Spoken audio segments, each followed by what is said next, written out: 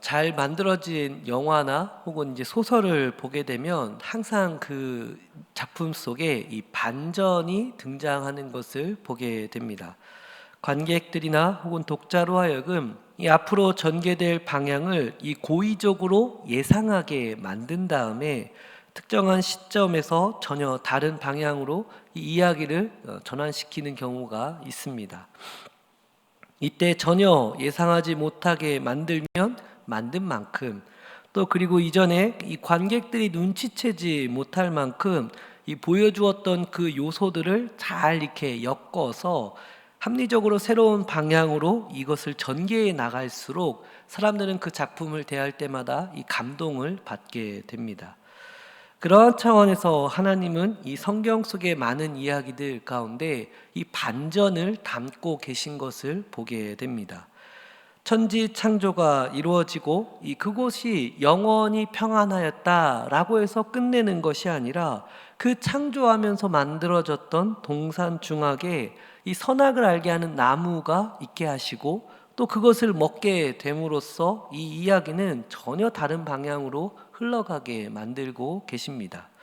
개인적으로 이것이 참 대단하다라고 느끼는 것은 이 아직도 동산 중앙에 왜 선악을 알게 하는 나무가 있게 하셨는가를 두고 여러 사람들의 의견이 있습니다.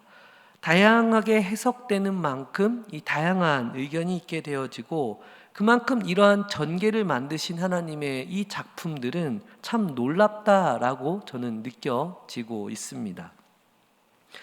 오늘은 그러한 차원에서 이 마리아의 노래를 함께 살펴보려고 합니다. 그녀의 삶의 반영이자 이 믿음의 고백이 담겨져 있는 이 노래 속에 하나님께서는 어떠한 반전의 역사를 이루고 계셨는지를 우리가 살펴보고, 또한 우리의 삶을 향한 하나님의 뜻을 함께 고민하는 시간을 갖고자 합니다. 바라기는 우리 주님의 선하신 지혜가 이곳에 계신 모든 분들 가운데 함께 이루어질 수 있기를 주님의 이름으로 간절히 소망합니다. 먼저 우리가 46절에서 48절의 말씀을 함께 읽어보도록 하겠는데요. 우리 46절에 48절 한 목소리로 함께 읽도록 하겠습니다. 마리아가 이르되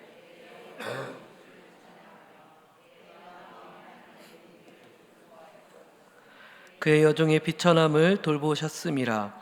보래 이제 후로는 만세의 날을 복이 있다 일컬으리로다. 아멘. 여기서 마리아는 이 자신의 영혼이 찬양을 하고 있고, 또 주님을 기뻐하는 이유가 무엇인지에 대해서 밝히고 있습니다. 그것은 그녀의 비천함을 이 주님께서 돌보셨고, 이제 후로는 자신을 향해 이 복이 있다 일컬음 받게 만드셨기 때문입니다. 다시 말해 마리아가 찬양한 이유는 이 비참했던 자신을 회복시키셨을 뿐만 아니라 그동안 자신은 복이 없다 여기며, 또 주변 사람들도 너 복되지 않아 라고 했던 그녀의 삶을 향해 이제 복된 삶으로 바뀌었기 때문에 하나님을 찬양하고 있습니다. 아마도 그녀 이 마리아의 가정 환경이나 경제적인 부분에 있어서 힘들었구나 라고 생각할 수도 있습니다. 실제로 그녀와 이 남편이었던 이 요셉 사이에서는 그렇게 부유하지 않았던 환경을 보여주고 있기 때문에 그러합니다. 그런데 다만 본문의 배경을 살펴보았을 때에 우리는 그녀가 무엇 때문에 힘들었는지에 대해서 조금 더 살펴볼 수 있습니다. 바로 이 앞에서 나타났듯이 우리가 읽진 않았지만 내용을 잘 알고 있는 천사 가브리엘이 나타나서 이 잉태 소식을 그녀에게 전하였기 때문입니다. 말 그대로 처녀였던 그녀가 아이를 갖게 되었기 때문입니다. 우리나라도 그러하지만 이 유대 사회에서도 역시나 마찬가지로 결혼하지 아니한 여인이 아이를 갖는 것은 매우 부정적으로 바라보았습니다. 정결하지 아니하고 정숙하지 않고 또 품행이 올바르지 않았다라고 생각하였기 때문에 그러합니다. 우리는 성경을 통하여 그리고 믿음 가운데 이 상황을 접하고 있어서 어쩌면 이 상황을 그저 가볍게 넘길 수도 있습니다. 그런데 막상 그녀의 상황 속에서 밀접하게 이 상황을 살펴보면 전혀 다를 것입니다. 아마도 그녀는 이 상황을 한없이 기쁨으로 받아들이기보다는 마음적으로는 너무나도 무거웠을 것입니다. 당장 자신의 약혼자였던 이 요셉도 자신을 멀리 하였고, 그녀는 곧 마을 사람들로부터 돌을 맞아 죽을 수도 있구나 라고 여겼을지도 모릅니다. 실제로 그 당시의 율법 속에서 이렇게 임신한 여인을 돌로 칠 수도 있었기 때문에 그러합니다. 그러한 배경 속에 그녀는 세례 요한의 어머니였던 이 엘리사벳에게 방문하였고, 뱃속에 있던 세례 요한이 이 복중에서 뛰어놀면서 또 엘리사벳 또한 이 성령의 충만함을 받아 내가 복이 있으며 내 태중에 아이도 복이 있다라고 고백을 듣게 되어집니다. 그리고 이에 대한 답가로 마리아는 오늘 본문의 이 노래를 부르게 된 것입니다. 다시 말해 마리아는 기존에 지니고 있던 모든 그 두렵고 어둡고 무거운 감정에서 벗어나 이 새롭게 변화된 자신의 삶을 바라보며 지금 찬양을 하고 있는 것입니다.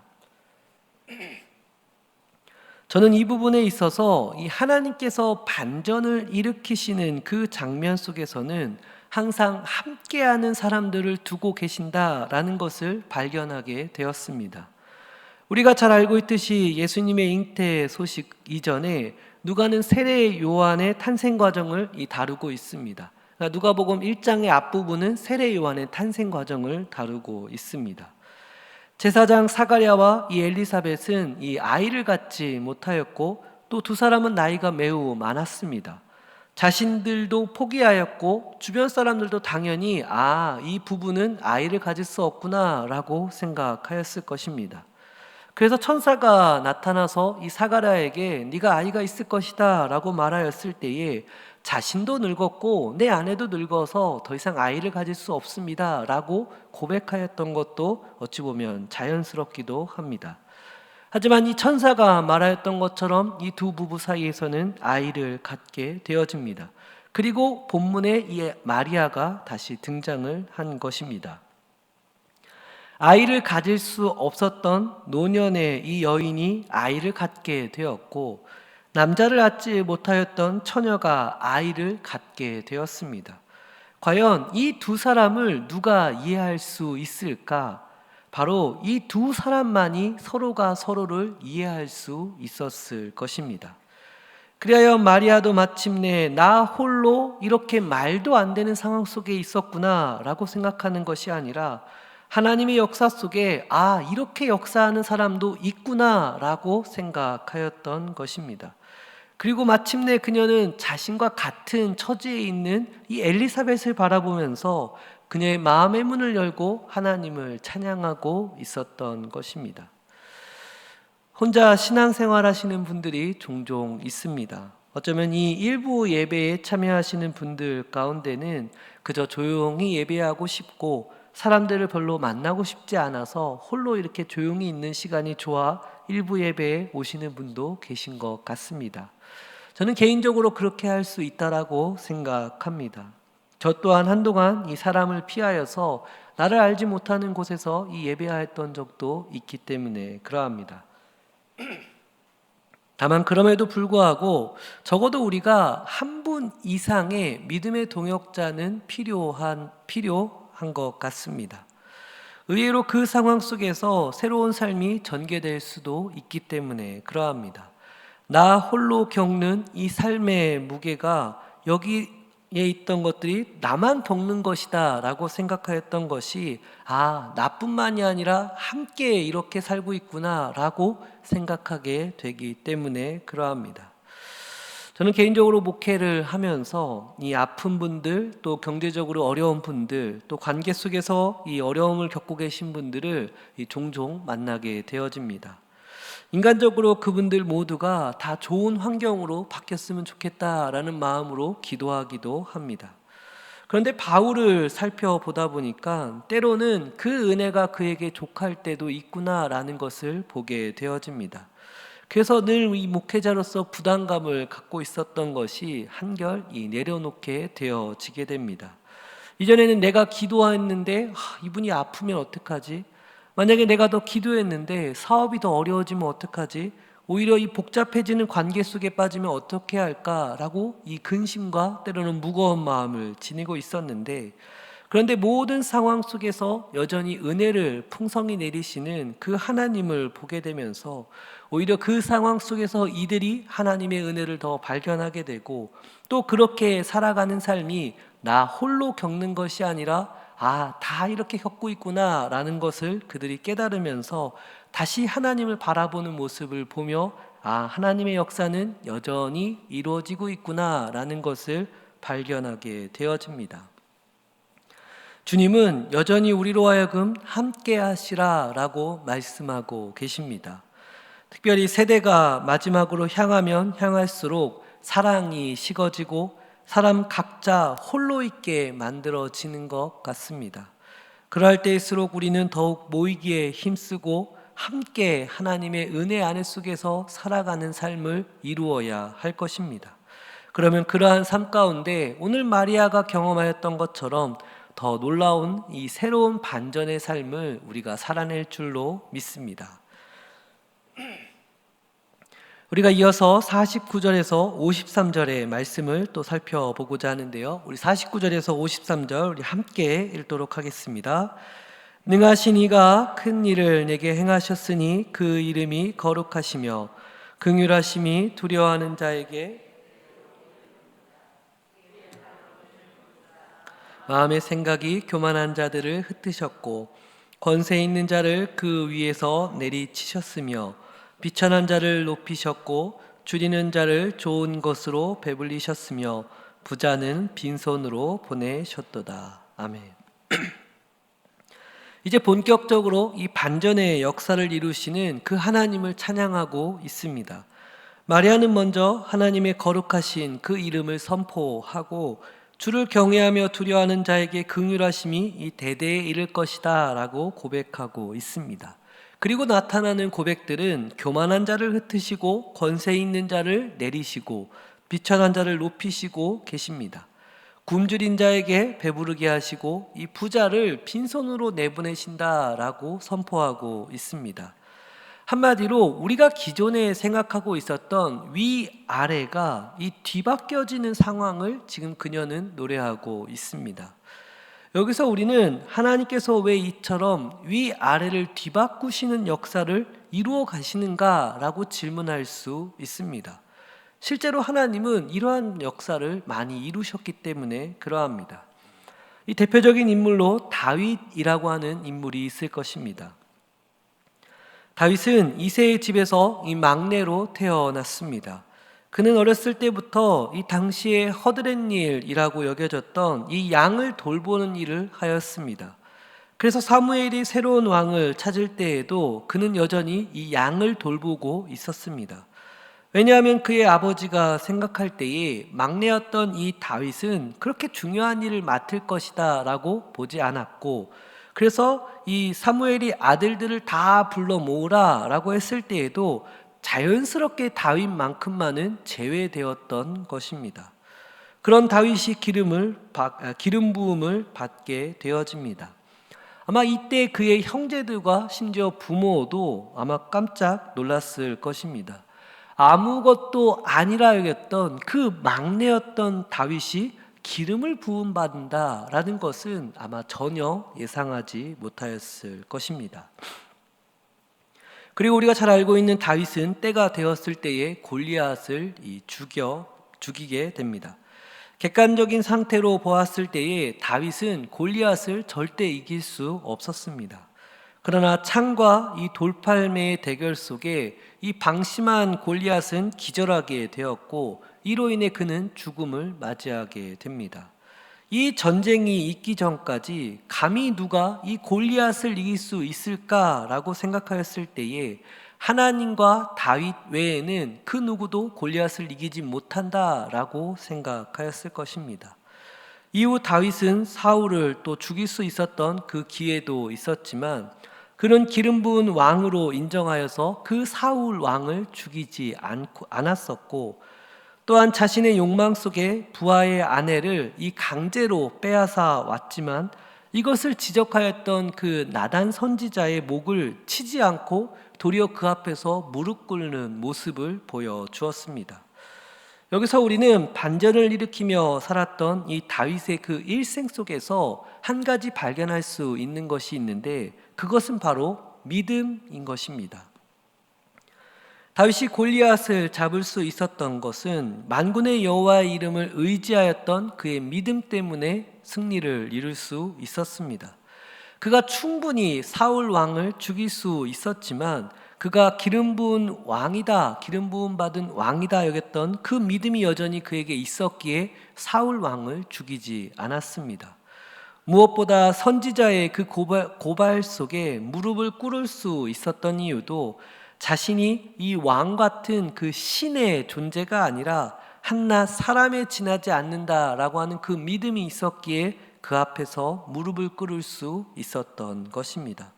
모든 사람이 그럴 수 있었던 것 아니냐라고 생각할 수 있지만, 이후에 등장하는 그 11개의 왕들을 살펴보면 자신을 향해 반대하였던 선지자들의 목을 서슴없이 죽였던 왕들을 살펴보면 이 다윗 왕이 얼마나 위대한지를 우리가 알 수 있습니다.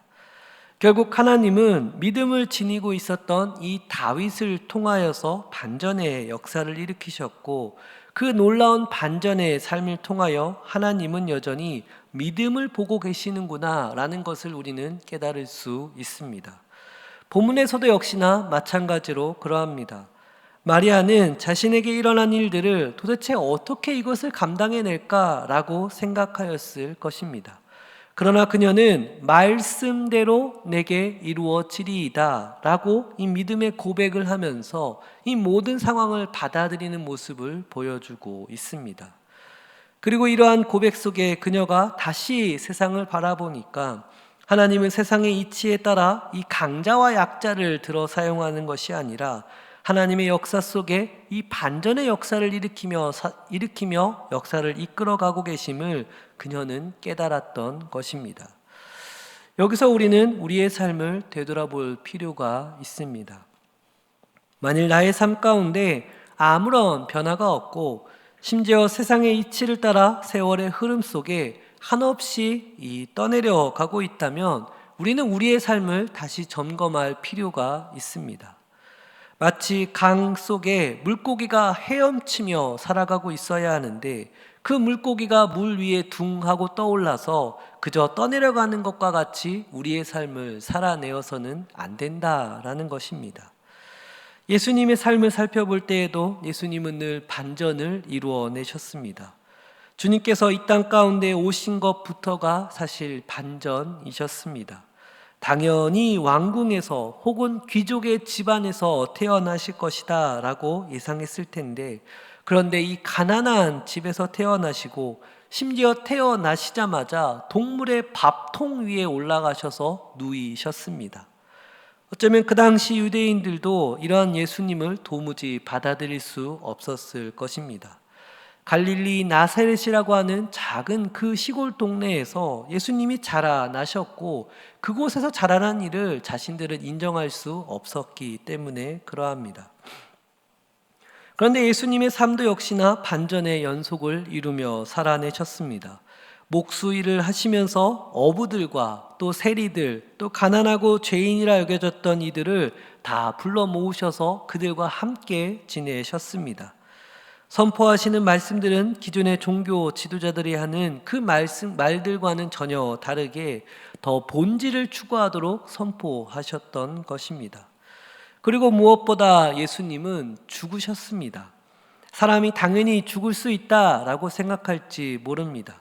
100년을 넘게 살기는 힘들다라고 당시나 혹은 오늘 시대의 우리도 역시나 생각하고 있습니다.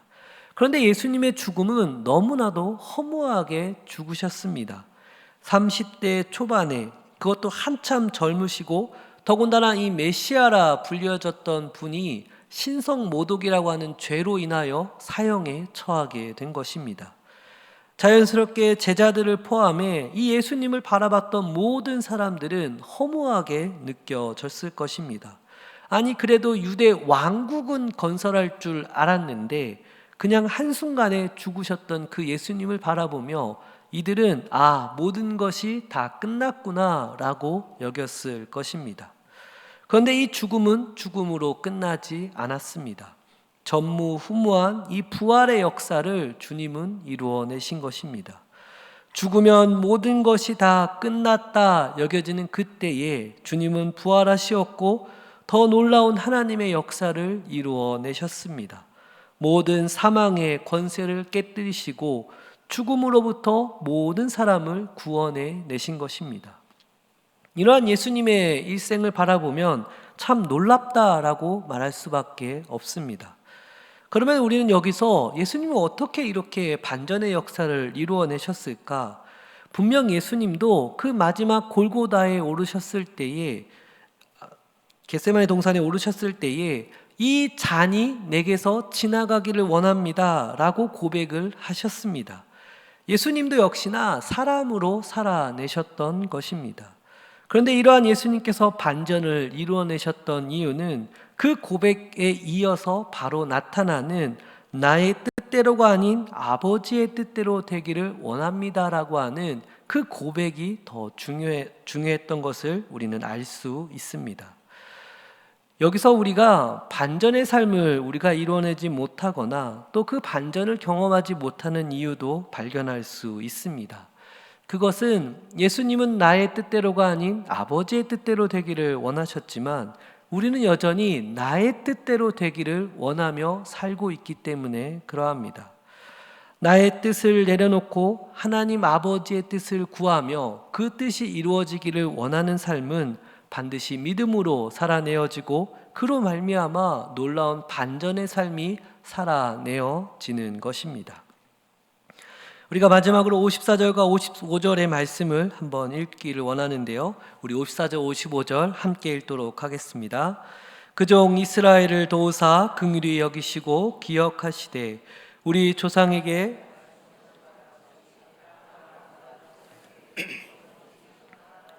아멘. 하나님은 언제나 우리를 긍휼히 여기시고 또 기억하고 계십니다. 그리고 말씀하신 그 언약을 신실하게 우리로 하여금 이루어내시는 하나님이십니다. 여기서 우리가 한 가지 중요한 사실을 기억해야 할 것입니다. 그러한 신실하신 하나님 앞에 우리가 나의 뜻을 이루고자 믿음이 없이 저 세상의 풍조에 따라 살아가고 있다면 우리는 아무것도 경험하지 못할 것입니다. 반대로 우리의 삶을 믿음으로 바르게 세운다면 우리가 반드시 그 믿음으로 살아내는 삶으로 말미암아 하나님의 새롭고 놀라운 역사가 우리 가운데 이루어질 수 있을 것입니다. 그리하여 저 세상의 사람들로 하여금 그렇게 안 봤는데 의외로 놀랍네요 라고 하는 그 고백이 우리의 귓가에 들려질 것입니다. 말씀을 정리하고자 합니다. 하나님은 성경을 통하여 그리고 지금도 여전히 이 반전의 역사를 이루고 계십니다. 전혀 그렇게 될 것 같지 않는 상황 속에서 하나님의 놀라운 반전의 역사는 새로운 길로 인도해 가고 계십니다. 이러한 하나님의 반전의 세계 속에서 우리가 살아가고자 할 때에 반드시 세 가지를 기억해야 할 것입니다.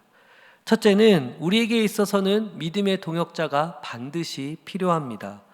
반전은 다시 말하면 이 어두운 환경 속에서부터 시작되어져 바뀌는 것을 이야기합니다.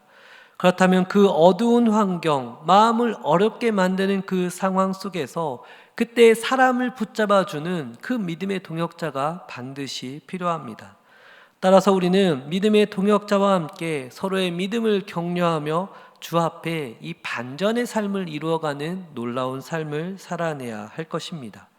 둘째로 우리는 반전을 이루는 삶을 살고자 할 때에 반드시 믿음으로 살아내야 할 것입니다. 다윗은 믿음으로 그의 삶 속에 하나님의 놀라운 역사를 이루어내었습니다. 예수님도 역시나 자신의 뜻이 아닌 아버지의 뜻을 이루어 가시며 반전을 이루어내셨습니다. 우리도 역시나 믿음으로 살아내야 할 것입니다. 특별히 내가 이루고자 하는 그 뜻을 내려놓고 하나님의 뜻을 이루는 삶을 우리가 살아내야 하는 것입니다. 끝으로 그러하기에 우리는 오늘을 살아가는 나의 믿음을 잘 정비할 필요가 있습니다. 여전히 내가 하나님의 긍휼하심을 바라보고 있는지, 나를 기억하시는 그 하나님을 내가 기억하며 나의 삶을 되돌아보고 있는지 살펴볼 필요가 있습니다. 그러할 때 세상의 풍조에 휩쓸리지 아니하고 우리는 오직 믿음으로 삶을 살아낼 것입니다. 우리가 이 시간 그 마음 나와 함께 고백하며 마무리하기를 원하는데요.